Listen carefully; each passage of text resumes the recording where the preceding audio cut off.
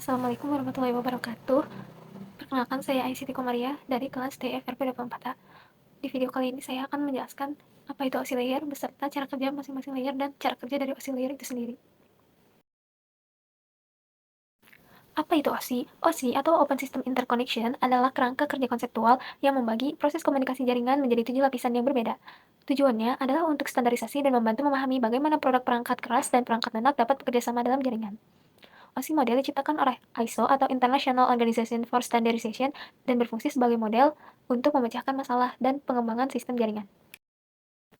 OSI layer memiliki 7 lapisan, dihitung dari lapisan bawah ke lapisan paling atas. Di lapisan paling atas ada layer application, lalu ada layer presentation, lalu ada layer session, selanjutnya ada layer transport, lalu ada layer network, selanjutnya ada layer data link, dan yang terakhir ada layer physical. Yang pertama ada application layer. Application layer berfungsi sebagai antarmuka aplikasi dengan fungsionalitas jaringan, mengatur bagaimana aplikasi dapat mengakses jaringan, dan membuat pesan-pesan kesalahan. Protokol yang berada di dalam lapisan ini adalah HTTP, FTP, SMTP, SSH, dan Telnet. Application layer ini menyediakan jasa untuk aplikasi pengguna. Layer ini bertanggung jawab atas pertukaran informasi antara program komputer, seperti program email, dan servis lain yang jalan di jaringan, seperti server printer atau aplikasi komputer lainnya. Yang kedua ada presentation layer. Layer ini bertanggung jawab mentranslasikan format data yang ingin ditransmisikan oleh aplikasi melalui sebuah jaringan. Contoh konversi format teks ASCII untuk dokumen, GIF, dan JPG untuk gambar. Layer ini membentuk kode konversi, translasi data, inskripsi, dan konversi. ASCII sendiri adalah singkatan dari American Standard Code for Information Interchange atau kode standar Amerika untuk pertukaran informasi. Contoh dari presentation layer ini adalah MIME, SSL, Predictor Software, TLS, dan banyak lagi.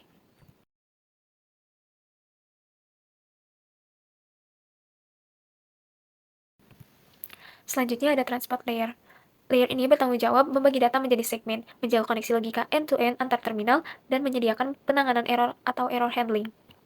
Layer ini juga berfungsi untuk memecah data ke dalam paket-paket data serta memberikan nomor urut ke paket-paket tersebut sehingga dapat disusun kembali pada sisi tujuan setelah diterima.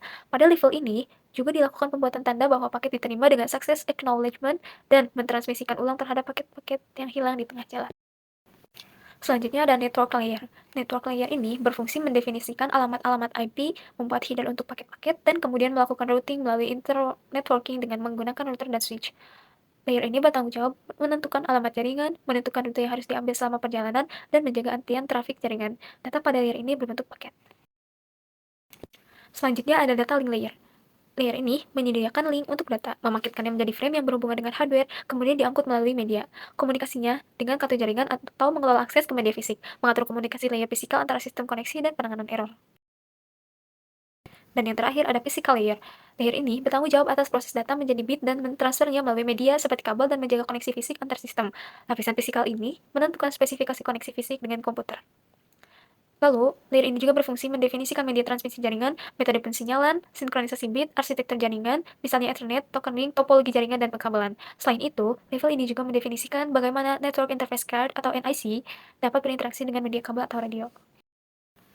Adapun perangkat dan protokol kunci dari setiap layer. Untuk layer application, contohnya itu seperti HTTP, FTP, SMTP, dan DNS.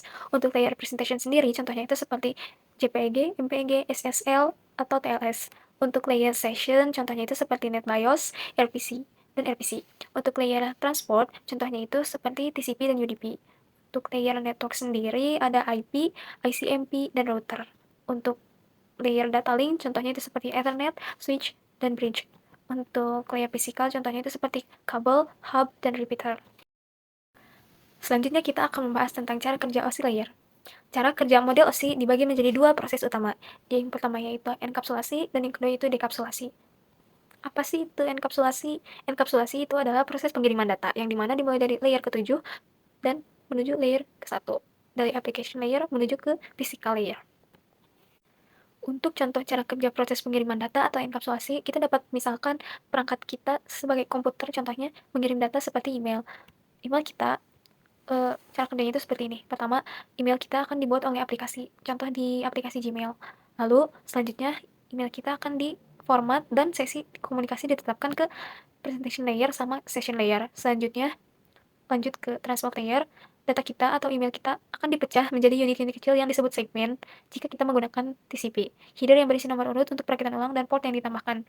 Selanjutnya akan dilanjutkan ke network layer, yang dimana segmen akan dibungkus dengan header network layer dan membentuk paket. Header ini berisi alamat IP, sumber, dan tujuan untuk routing. Dan selanjutnya itu ke data link layer. Selanjutnya, paket kita ini dibungkus lagi dengan header dan trailer data link membentuk frame. Header ini berisi MAC address, sumber, dan tujuan untuk pengiriman dalam jaringan lokal. Dan yang terakhir, frame diubah menjadi bit, yaitu urutan 0 dan 1, dan dikirim melalui media fisik seperti kabel, gelombang radio, dan lain sebagainya. Adapun proses penambahan header pada setiap lapisan ini disebut enkapsulasi. Proses kedua atau terakhir dari OSI layer ini disebut dekapsulasi atau penerimaan data, yang dimana prosesnya dibalik dari layer pertama ke layer ketujuh, artinya dari bawah ke atas. Ketika email kita sudah mencapai perangkat tujuan, maka prosesnya akan seperti ini. Yang pertama, menuju physical layer, di mana perangkat kita akan menerima bit dan mengubahnya kembali menjadi frame.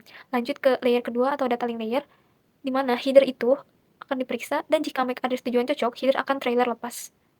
Data yang tersisa atau paket akan diteruskan ke atas. Selanjutnya ke network layer, di mana di sana header network diperiksa, dan jika IP tujuan cocok, header dilepas. Data yang tersisa atau segmen akan diteruskan ke atas. Lanjut ke transport layer atau layer keempat, di mana di sana segmen diperiksa, diurutkan, dan dirakit kembali menjadi data asli. Header dilepas dan data diteruskan ke atas. Proses terakhir yaitu session, presentation, dan application, di mana di sana data diproses, dideskripsi jika ada, dan diteruskan ke aplikasi pengguna untuk ditampilkan. Proses pelepasan header pada setiap lapisan ini disebut dekapsulasi. Untuk video kali ini saya cukupkan sekian. Terima kasih banyak atas perhatiannya. Wassalamualaikum warahmatullahi wabarakatuh.